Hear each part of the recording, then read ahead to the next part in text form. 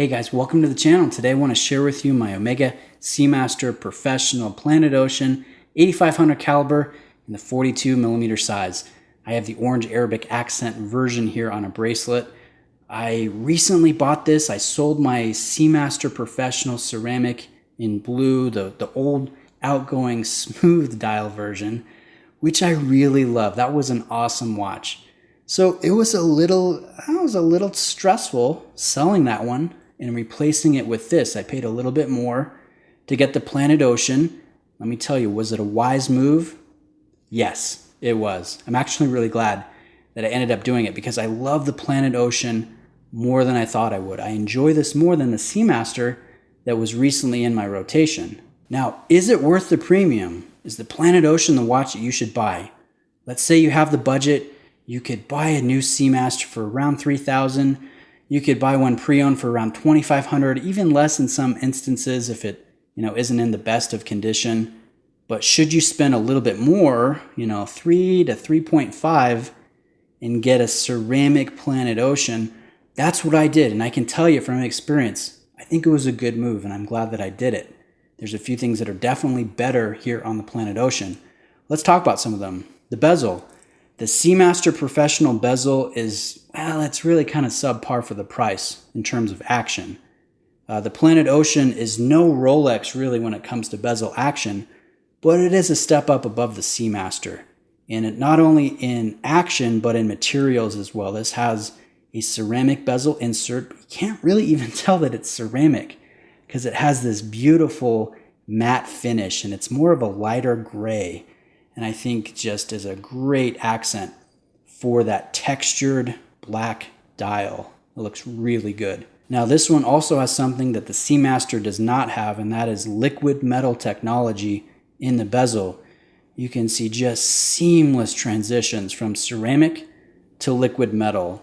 And I think the indexing is far more legible here on this one, even at extreme angles, whereas on the Seamaster Professional, it really kind of disappeared. The indexing didn't quite have that legibility that you can get here on the Planet Ocean. Now, another difference that I like more is the choice of movement that Omega is using. So this is the Calibre 8500. This is a coaxial movement that you can see through in a sapphire exhibition case back. And it's a beautiful movement. I mean, take a look at this. Look at the deep finishing. It looks very sharp. No blued screws here. These are blackened screws, which I think works nicely and contrasts real well with that red accent inlay, Omega Coaxial 8500, which even carries a little bit of a reflective finish. Looks really good. Now, what I like more about this is the movement architecture. You have a free-sprung silicone balance wheel and a full balance bridge, so it's going to be very anti-magnetic, shock resistant, and the tri-level coaxial escapement here. This was the first movement that Omega really designed from that starting point.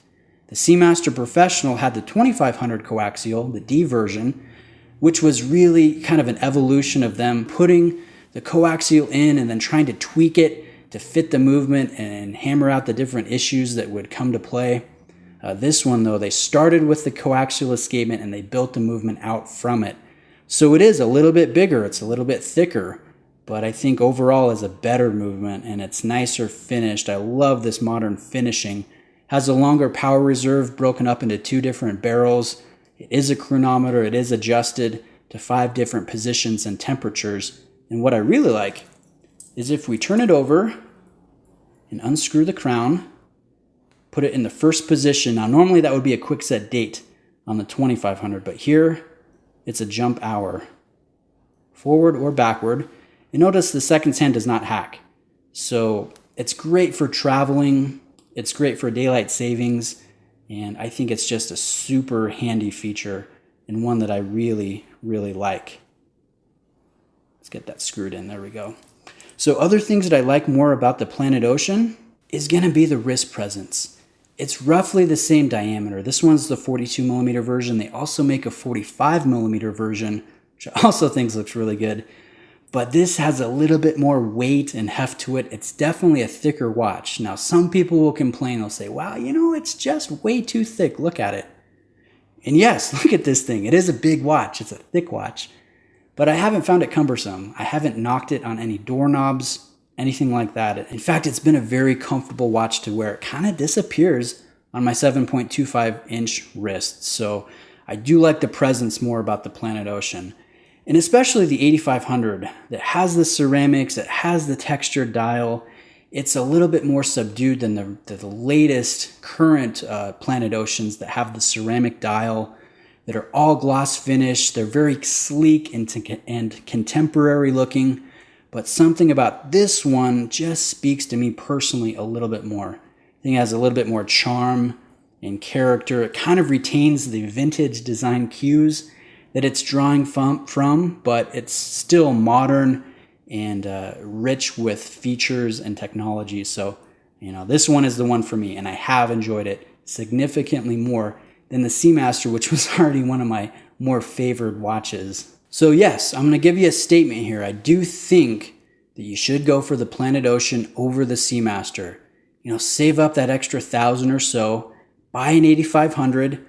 You don't have to get the orange accent version. There is a silvered Arabic marker version, which is a little bit more, I guess you could say, versatile. It goes with a little bit more than the orange. The orange speaks to me myself. I mean, it's one of my favorite colors, but I would go for the Planet Ocean. The Seamaster is awesome, and if that's your choice, I mean, hey, it's a heck of a watch, right? It really is hard to beat, but I do think this one beats it. Now, just in closing, I will do some more videos about the Planet Ocean. Hopefully, I can get a new Seamaster Professional ceramic with the wave dial to compare, do a head-to-head on, so stay tuned for that. And then I'll probably also do another topic-related video, because a lot of us, we want the Steel Sports Rolex, but they're just so stupid expensive and difficult to get your hands on some. So can you be happy with something like this beautiful 8500 Omega Planet Ocean? That's a good topic video that I'll address here in the near future. So anyways, guys, thanks for taking the time to watch. I really appreciate it. Let me know if you have any questions, and I'll see you in the next one.